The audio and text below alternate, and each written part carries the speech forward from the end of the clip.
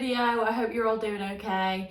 Today I'm going to be doing a Build-A-Gel infill video. One of my lovely clients agreed to be in this video, so it's a client video. I was actually going to film a Build-A-Gel application on me, but I thought I would do something a little bit different because I actually went with plain, and this one had a little bit of a design in it as well, so I thought I would film this one instead. I hope you find it helpful, and I won't do too much waffling and I will get into it.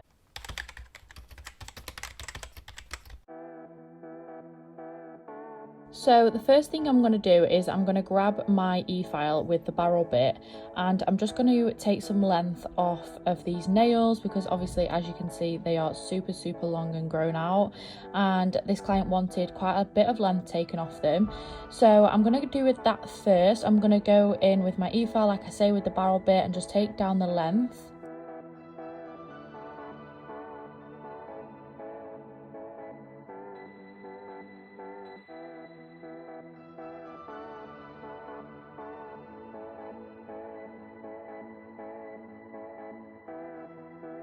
Then what I'm going to do is, so I've got two files here. I've got my 100-100 file and my 240-180 file, and you'll see me switch between these, and I will mainly keep the 240-180 for the shape, and then when I want to take down the design and some bulk from the nail, I'll use the 100-100 file. These files are the Nobu Salon Supplies ones. So what you want to do is, especially when you're taking quite a lot of length down, you want to keep an eye on the structure of the nail. So if the nail is quite long, then obviously you will be needing more Build-A-Gel, and that is what I used on this set. So obviously, as you are taking the length down, you just want to make sure you're keeping an eye on the thickness, keeping the structure okay, and just making sure that the nail is back to its desired shape. Obviously, this client wanted to keep the square shape, so we just neatened up the shape. I debulked quite a little bit of Build-A-Gel down and just made sure that the structure was ready for the infill process.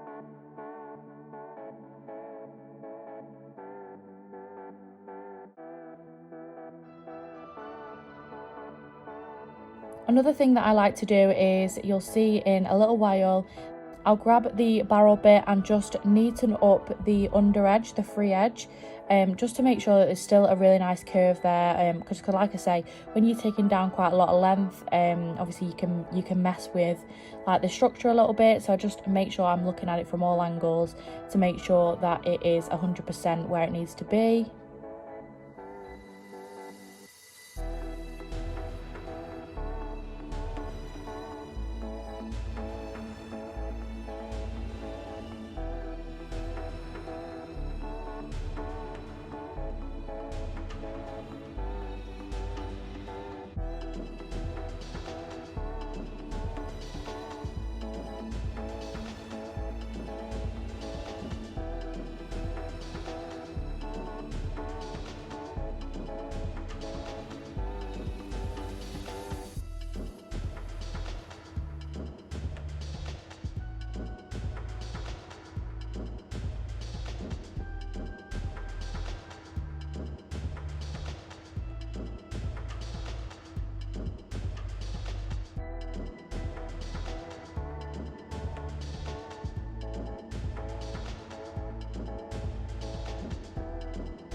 So I'm just finishing up shaping these nails now, obviously getting them back to the desired shape and back with the structure looking perfect, ready for the infill.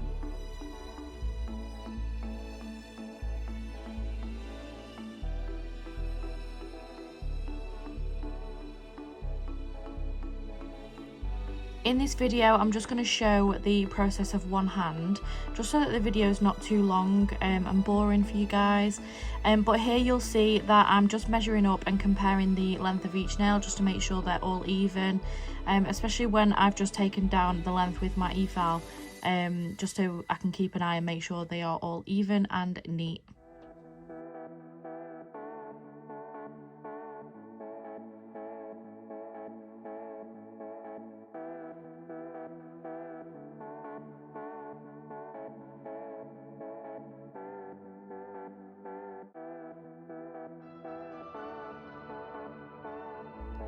And next I'm going to go in with my cuticle bit. So I'm using the flame bit here. These bits are also the Nobu Sound Supplies drill bit collection.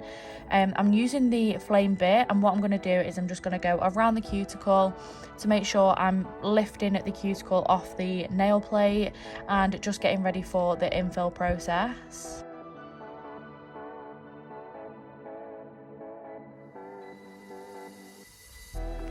Next, I'm going to grab my ball bit from the drill bit collection from Nobu, and I'm just going to again do some cuticle work, just make sure I'm getting rid of all that dead skin from the nail plate, ready for the builder gel infill. So here I'm just dehydrating the nail, which is the last part of the prep. And now I'm going to start the builder gel infill. So I'm using shade Teddy by the Gel Bottle. And what you'll notice is I'll get a little pea-sized amount on the end of my brush, and I'll hold the brush on its side and kind of swipe that pea onto the top part of where the grow out is. So I'll place it there and then I'll work it into the cuticle. I'll push it back towards the cuticle and work my way down around the sides to make sure the whole nail is covered.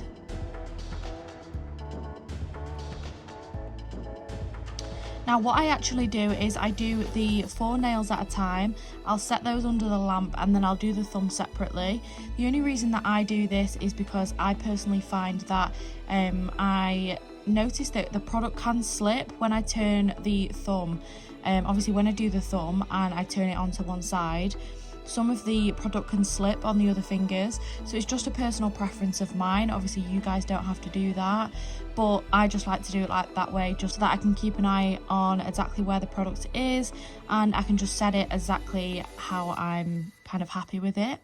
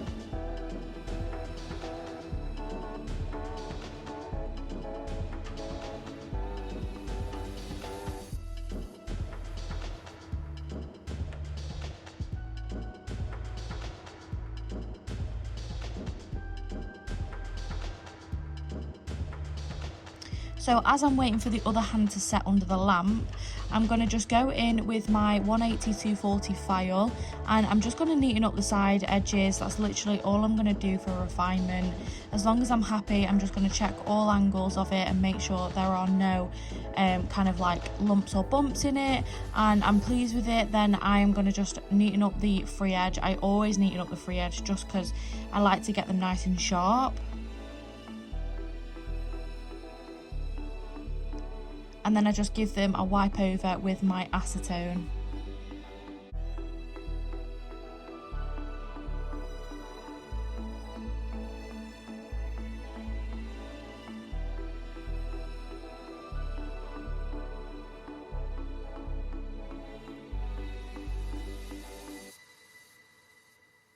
So now what I'm going to do is I'm going to go in and do the design.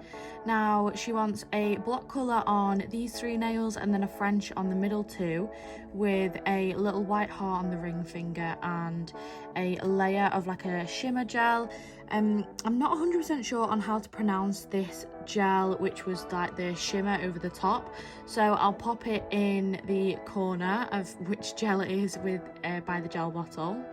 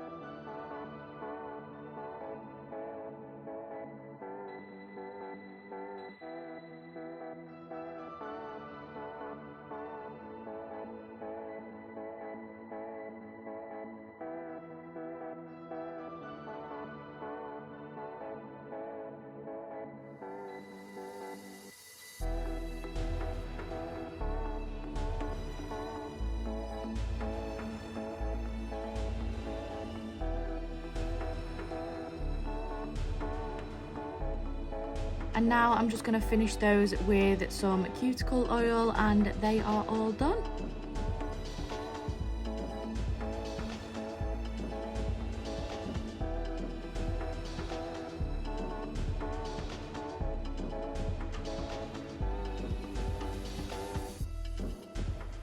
So there you go guys, that is the Build-A-Gel infill done. And if you don't already follow me on Instagram, then please head over to my Instagram and give me a follow.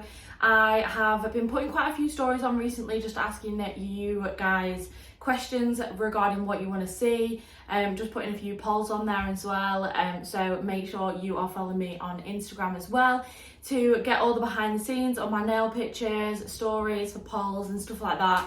And please don't forget to like and subscribe to my YouTube channel as well. I appreciate you all folks. I appreciate you all so much for watching. Thank you so much, and I will see you guys in the next video. Bye!